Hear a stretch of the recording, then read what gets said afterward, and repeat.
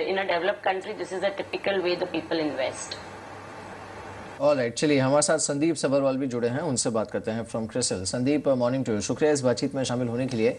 संदीप, इस समय मोमेंटम जिस तरह का मार्केट में देखने को मिल रहा है और जिस तरह का रिटेल बिहेवियर हमने देखा है, नाउ अगर इसे थोड़ा हम डाइसेक्ट करके देखें, जो रिटेल बिहेवियर है वो इस समय क्या है? Are they more bullish may be on the large caps जहां पर ऑलरेडी हमने काफ़ी परफॉर्मेंस देखा है, या फिर मिड कैप्स जहां पर एक इतनी बड़ी रैली हमने क्रिएट होते देखी है? अगर हम डाइसेक्ट करके देखें जो इन्फ्लोज हैं उन्हें या फिर कस्टमर बिहेवियर को, इन्वेस्टर बिहेवियर को इस समय, what are the key take Awez?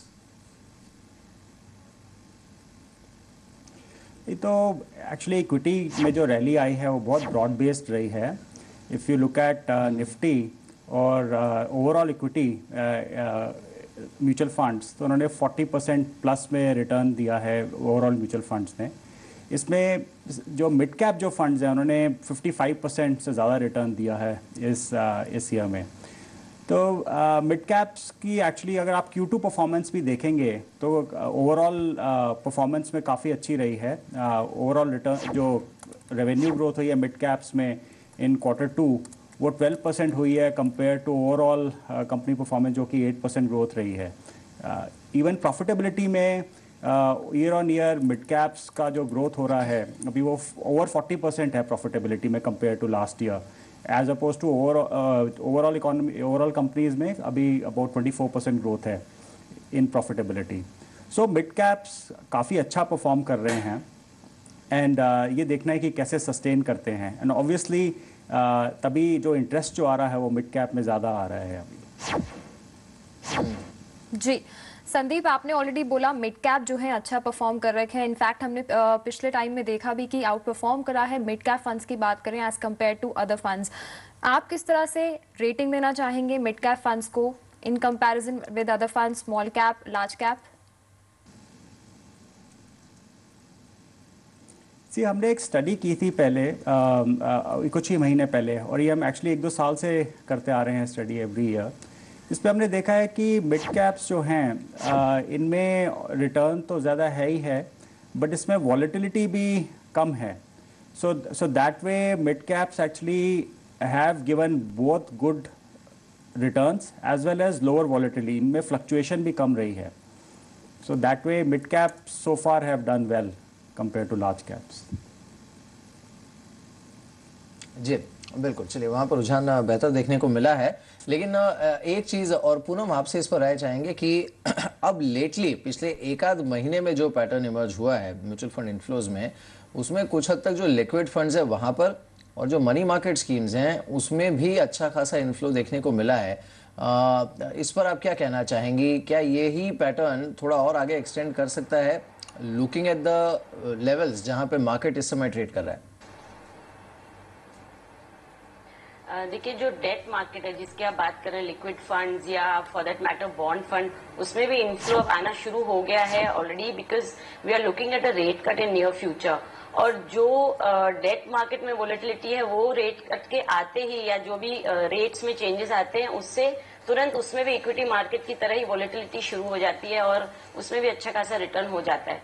और साथ ही जो हम गाइड करते हैं हमारे इन्वेस्टर्स को कि अगर आपका कोई भी गोल होराइजन आ चुका है, यानी गोल आपका पास में है, तो आपका इक्विटी बिजनेस से निकल के थोड़ा सा उसको डेट की तरफ शिफ्ट करना चाहिए ताकि मार्केट वोलेटिलिटी से आपकी गोल अचीवमेंट में कोई गैप ना पड़े। तो अगर आप डेट में पार्क करवाते हैं पैसा और उसमें भी अच्छा खासा रिटर्न मिलता है तो इन्वेस्टर को अच्छा वेल्थ क्रिएट हो सकता है। और liquid funds have always been good for large HNI investors जिनके पास सेविंग बैंक से बेहतर रिटर्न पाने की एक गुंजाइश होती है। और जहीं टैक्स इम्प्लीकेशन की बात करें तो वो भी थोड़ी सी फेवरेबल हो जाती है लिक्विड फंड से। तो जैसे जैसे इसमें अवेयरनेस बढ़ेगी और जैसे जैसे इसमें इन्वेस्टर का कन्विक्शन बढ़ेगा, वैसे आगे चल के I look at it like a more favoured option for investment. बिल्कुल, चलिए एक छोटा सा ब्रेक लेंगे, लेकिन ब्रेक पर जाने से पहले आपको याद दिला दें कि आप म्यूचुअल फंड से जुड़े अपने सवाल पूछ सकते हैं। सवाल पूछने के लिए हमारे टोल फ्री नंबर पर फ़ोन कीजिए 1800-180-3545। इस नंबर पर फ़ोन करके आप अपने सवाल पूछ सकते हैं। फिलहाल एक ब्रेक लेकर जल्द लौटते हैं।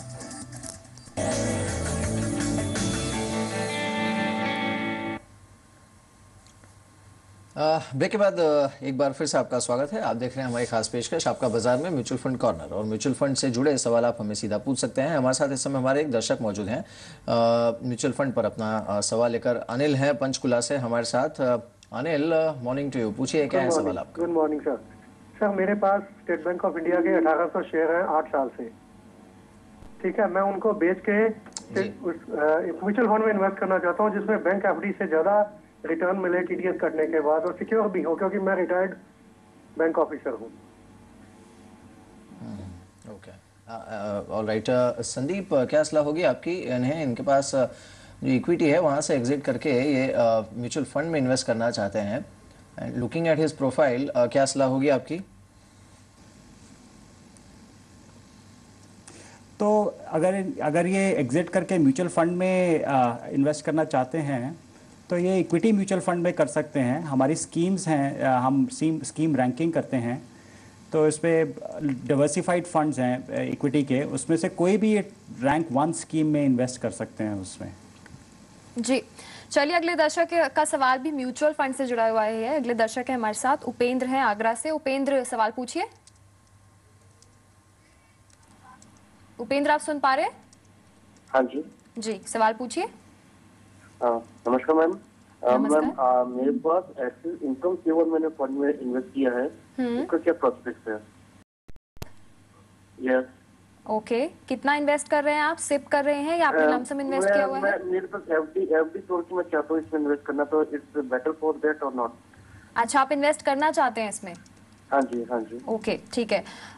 एक्सपर्ट की राय ले लेते हैं। पूनम, आपका व्यू लेना चाहूंगी। एक्सिस इनकम सेवर फंड में इन्वेस्ट करना चाहते हैं। इनफैक्ट हाइब्रिड डेट कैटेगरी का फंड है, और अगर इसका मैं 1 साल का रिटर्न भी देखूं, उसने काफी अच्छे रिटर्न दिए हैं। यहाँ पे अराउंड 21% का यहाँ पे 1 साल में रिटर्न है, और 3 साल में भी लगभग अराउंड 13% रिटर्न इसने दिया है इस फंड ने। फंड का परफॉर्मेंस रिटर्न वाइज देखें तो ट्रैक करें, अच्छा लग रहा है। क्या इन्वेस्ट कर सकते हैं ये? जी, इनकम फंड में इन्वेस्ट करना उनके लिए फायदेमंद है जिन्हें मार्केट की रिस्क नहीं पूरी उठानी है, यानी थोड़े से रिस्क एवर्स इन्वेस्टर जो डेट और इक्विटी में अपना मिला जुला झुकाव रखना चाहते हैं, उनके लिए इनकम फंड अच्छे हैं। अगर इनके पास टाइम होराइजन अच्छा है, यानी एटलीस्ट 5 इयर्स इन्वेस्टेड रह सकते हैं, तो इन्हें इक्विटीज का रुख लेना चाहिए, बिकॉज आगे 5 साल रिटर्न्स अच्छे दिख रहे हैं। बट अगर ये रिस्क एवर्स हैं तो income fund is the best for now, और इसमें इन्वेस्टेड रह सकते हैं, बिकॉज डेफिनेटली ये इन्फ्लेशन को बीट करेंगे इस तरह के फंड्स में बन के भी, और ये टैक्स एफिशिएंट भी है। चलिए, सचिन हमारे साथ हैं, उनसे बात करते हैं दिल्ली से। सचिन, पूछिए अपना सवाल। मेरा क्वेश्चन म्यूचुअल फंड के रिगार्डिंग ही था। पहले मुझे नॉलेज नहीं थी तो मैं हर एनएफओ में इन्वेस्ट करता रहता था, पर अभी रिसेंटली मैंने सिप स्टार्ट की है मंथली 30,000 रुपीज, जिसमें 5,000 रुपीज में ICICI focus blue chip, 5,000 rupees axis long term equity ELSS, और 3,000 rupees HDFC mid cap opportunities में इन्वेस्ट कर रहा हूँ फॉर मेरे लॉन्ग टर्म गोल्स के लिए। और मैं 20,000 रुपीज पर मंथ ELSS में इन्वेस्ट करना चाहता हूँ अपने टैक्स सेविंग पर्पज के लिए। सो आप मुझे कुछ अच्छे टैक्स सेविंग इन्वेस्टमेंट ऑप्शंस बताएंगे, और क्या मुझे उसमें लमसम इन्वेस्ट करना चाहिए या सिप के थ्रू इन्वेस्ट करना चाहिए? Alright, that's a long question. Sandeep, would you take that? क्या सलाह होगी आपकी ने? थोड़ा सा क्वेश्चन आप समराइज कर सकते हैं, थोड़ा क्लियर नहीं। नहीं, बेसिकली पहले इन्हें म्यूचुअल फंड में समझ नहीं आता था, तो he was investing in every NFO, पर अब इन्होंने इसे थोड़ा स्ट्रेटेजाइज कर दिया है। So he has been investing in different categories of large and mid cap fund, और साथ ही ये टैक्स सेविंग के लिए अलग से इन्वेस्टमेंट करना चाहते हैं अबाउट 20,000 पर मंथ। उसके अलावा जो इक्विटी स्कीम्स में इन्वेस्ट कर रहे हैं that is around 13,000 per month. If you can suggest him proper strategy and schemes. Okay, तो एक्चुअली ये इक्विटी, ये मेरा एजम्पशन ये है कि ये लॉन्ग टर्म के लिए इन्वेस्ट कर रहे हैं। इनका कोई अगर गोल है लॉन्ग टर्म जो कि 10 साल 5-10 साल या उससे ज़्यादा का है, तो equity schemes are the best. इनको कंटिन्यू करना चाहिए उसमें, इन इक्विटी स्कीम्स में इन्वेस्ट करने के लिए। दूसरा ये है कि सिप जो है that is always a better option, क्योंकि इससे आपको रुपी कॉस्ट एवरेजिंग होती है, और सिप्स के जो रिटर्न होते हैं वो लॉन्ग टर्म आप अच्छे रियलाइज़ कर पाते हैं, क्योंकि आप मार्केट की फ्लक्चुएशन ज़्यादा अच्छी तरह डील कर सकते हैं। तो जो सिप स्ट्रैटेजी है वो बिल्कुल राइट स्ट्रैटेजी है करने के लिए। और इनका गोल देखते हुए जो कि लॉन्ग टर्म लग रहा है, they can pick the best performing funds. इनको फंड रैंकिंग देखनी चाहिए, बहुत सारी कंपनीज देती हैं, क्रिसिल भी देती हैं, एवरी क्वार्टरली फंड रैंकिंग्स आती हैं, तो they can look at quarterly rankings and then make the investment accordingly. जी पूनम, म्यूचुअल फंड्स में खासतौर पे बात करते हैं, इक्विटी फंड्स का इन्वेस्ट करने से पहले आपको बहुत ज़रूरी होता है कि आपको लंबी अवधि के लिए इन्वेस्ट करना चाहिए, यही आपको ध्यान में रखना चाहिए। साथ ही हम टाइम होराइजन की बात करते हैं, आपका गोल क्लियर होना चाहिए। इनफैक्ट अगर आप कोई फंड खरीदने से पहले आप उसका ट्रैक भी देखें, उसका पास्ट परफॉर्मेंस कैसा रहा है, ये सब देख के भी आप ध्यान में लें। और इनफैक्ट पोर्टफोलियो में है तो उसको हर साल आप रिव्यू भी करें। और क्या आप हमारे जो न्यू इन्वेस्टर्स हैं पूनम, उनको सजेस्ट करना चाहेंगी कहाँ से स्टार्ट करें, लार्ज कैप फंड्स में इन्वेस्ट करें या स्मॉल कैप या मिड कैप? देखिए चारू, कोई भी इन्वेस्टर को सबसे पहले इन्वेस्टमेंट के पहले अपना रिस्क एपेटाइट जान लेना चाहिए कि उन्हें कितना रिस्क वो उठा सकते हैं, because all these mutual fund schemes are subject to market risk. जैसे मार्केट में उतार चढ़ाव होंगे वैसे इसमें भी उतार चढ़ाव बनेंगे। एक बार रिस्क एपेटाइट अपना जान लें, उसके बाद अपना टाइम होराइजन नक्की कर लें अगेंस्ट ईच गोल, और फिर ईयर मार्क करें ईच गोल के साथ अपना इन्वेस्टमेंट, और उसे एक पोर्टफोलियो बनाएं। डाइवर्सिफाइड पोर्टफोलियो बहुत जरूरी है जानना, और साथ ही एज के मुताबिक एसेट क्लास में डाइवर्सिफिकेशन होना चाहिए। And like I earlier said, mutual fund can become a core product for all asset classes. यानी आप इनकम, अगर आप रिस्क एवर्स हैं, और age, again age also matters, even if you are risk taker but you are in a retired category, above 60 आप हैं, तो आपको डेफिनेटली थोड़ा मार्केट से बचते हुए डेट की तरफ अपना रुख करना चाहिए। उसके लिए आप बैलेंस फंड्स और MIPs ले सकते हैं। तो it all will depend on a scientific way of arriving at a figure where how much you should invest in equities and how much you should invest in the debt। और जैसे जैसे आपका गोल पास आता जाएगा वैसे वैसे आपको उसे मॉनिटर करते हुए शिफ्ट करना चाहिए in the safe asset classes. So ये सब मिली जुली चीजें देखते हुए मॉनिटर करना भी बहुत जरूरी है, और साथ ही diversification at all times is the key to acquire a wealth in a long term. जी शुक्रिया पूनम आपका बहुत बहुत इस बातचीत के लिए। आप अपनी तरफ से कोई पिक्स रिकमेंड करना चाहेंगे व्यूअर्स को? राइट नाउ जैसे सभी देख रहे हैं कि मिड कैप कैटेगरी में SIP के जरिए और स्मॉल कैप, अगर आप लंबा होराइजन रखते हैं तो उसमें इन्वेस्ट करें, और SIP is the key to averaging and compounding in the long run. तो सभी को एक SIP एटलीस्ट अपने पोर्टफोलियो में डालनी चाहिए। एक SIP होनी चाहिए। शुक्रिया पूनम हमारे साथ इस बातचीत में शामिल होने के लिए। Thanks for joining us. Mister Sabharwal, आपका भी शुक्रिया हमारे साथ इस बातचीत में शामिल होने के लिए।